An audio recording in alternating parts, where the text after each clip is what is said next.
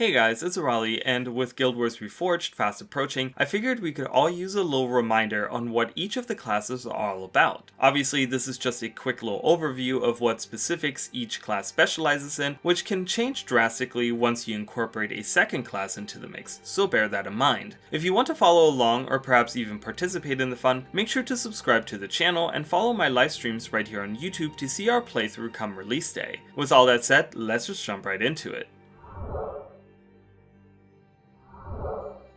The Warrior is the quintessential bruiser class. Adept at close-range combat, the Warrior utilizes various melee weapons to pummel, smash, or strike their foe. While the Warrior specializes in wielding swords, shields, hammers, and axes, the class also gets bonus damage through its primary strength attribute line, increasing their attack's armor-piercing capabilities. Their tactics attribute line gives the Warrior some self-healing and defensive measures, perfect for any frontline assault.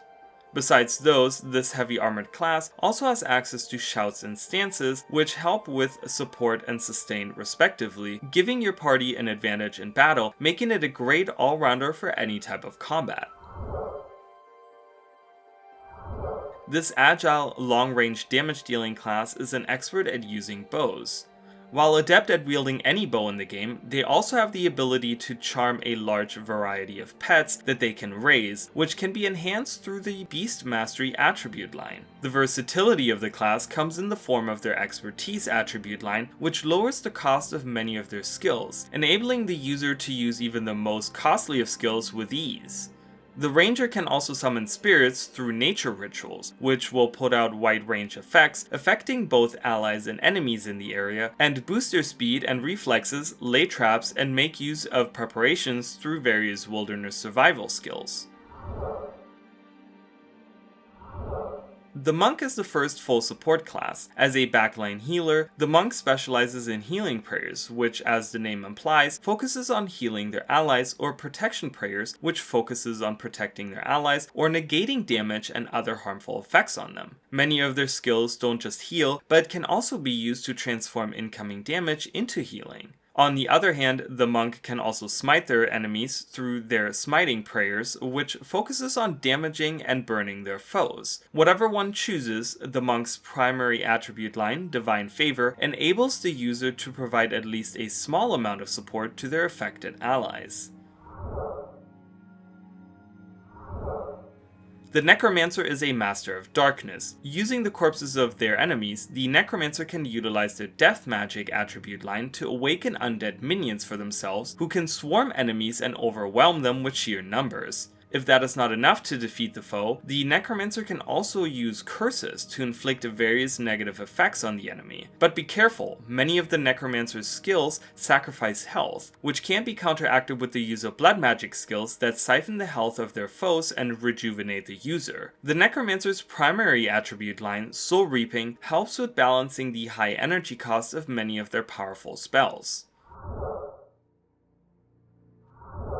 The Mesmer is a master of illusion and misdirection. This class doesn't attack the enemy physically, but opts to attack their foe's mind. Using the power of illusion magic, the Mesmer can inflict many different hexes on their targets, debilitating them. The Mesmer's primary attribute line, Fast Casting, does exactly as the name implies, and enables the user to be able to cast many of their spells much faster in order to overwhelm their opponents with a large amount of ethereal damage. The Mesmer also specializes in interrupting their enemy's backline, cancelling out spells being used against their party members. Being able to cast many skills in quick succession due to their fast casting ability, the Mesmer has access to the Inspiration attribute line to balance out their high energy usage. The Elementalist is a versatile class. Being adept at wielding all four of the elements, this class can utilize fire damage to burn their foes, water magic to chill their enemies and heal their allies, cripple and bleed their targets through earth magic, and blind and electrocute their opponents by using air magic. Whether you choose to use just one element or all four, the Elementalist has many tools at their disposal to help protect their group or simply annihilate the enemy. Many of their spells have a large group effect, but also cause you to build up overcast, lowering your maximum energy for a while, which can be used to enact even stronger effects on other skills, making combat a series of strategic choices. To counteract this energy tug-of-war, the Elementalist's primary attribute line, Energy Storage, gives this class the largest energy pool out of any other class. Assassins are stealthy, quick, and vicious. Originating from faraway Cantha, the assassin utilizes daggers in different attack chains to inflict various effects, from damage to poison and many other negative statuses. While their primary attribute line, Critical Strikes, not only gives them a higher chance of inflicting a critical attack, it also gives them energy with every successful critical strike. This class is also highly mobile, using their Shadow Arts attribute line to quickly teleport around the battlefield and appear behind their foes to strike effectively and then shadow step back out of danger. Their Deadly Arts attribute line gives the assassin access to many hexes and poisons, making their opponent more vulnerable to their attacks, creating a truly cruel and ruthless class.